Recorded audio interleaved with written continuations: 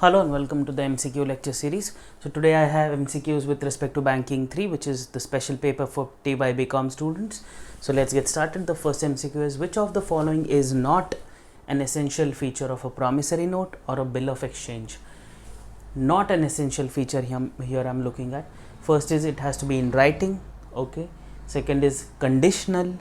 The third is due date, and none of the above. So here writing is correct, due date is correct.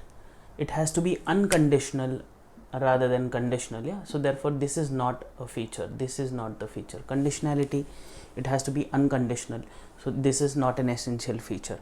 Let us now move to the second MCQ which we have here.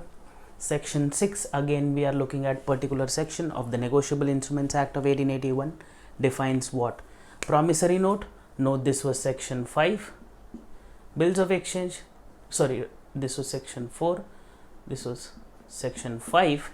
Now this is section 6 is talking about a check, and therefore this is the correct answer. Check is the correct answer. Let us now move to the next MCQ which we have here. Essential feature of a check are. Essential features of a check are what? First is it is an instrument in writing. Okay. It is unconditional offer. Good enough.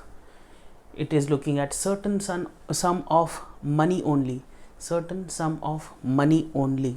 And then we have all of the above. So these are all the features of a check, and hence the correct option is all of the above. Let us now move to the next MCQ which I have for you. Question 4, which is talking about which of the following are parties to a negotiable instrument. Which of the following are parties to a negotiable instrument? The first is a drawer, the second is a drawee, the next is payee, the next is acceptor, and the last option is all of the above. So these are all the parties to a negotiable instrument. So here the correct answer is all of the above, that is a drawer, a drawee, a payee, and an acceptor. Let us now move to the fifth MCQ which we have here. Section 14, again a very particular section I'm looking at of the Negotiable Instruments Act of 1881. Defines what? Check. No, because section 6 is doing that. Promissory note, no, section 4 is doing that. Bills of exchange, no, section 5 is doing that. So here correct answer is negotiation. So section 14 is looking at negotiation per se. Yeah, let us now move to the sixth MCQ which I have for you here. Who is the rightful person to make first endorsement?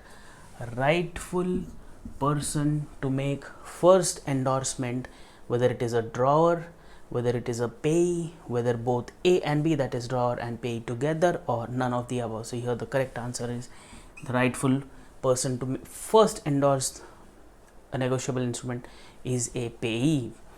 Let us now move to the next question which we have here. Negotiation, T-I-A-T-I-O-N, negotiation may take place in which of the following ways? Negotiation may take place in which of the following ways? The first is by delivery only, first option. Second is by endorsement and delivery only. The next option is both A and B. In these two ways, that is by delivery as well as by endorsement and delivery.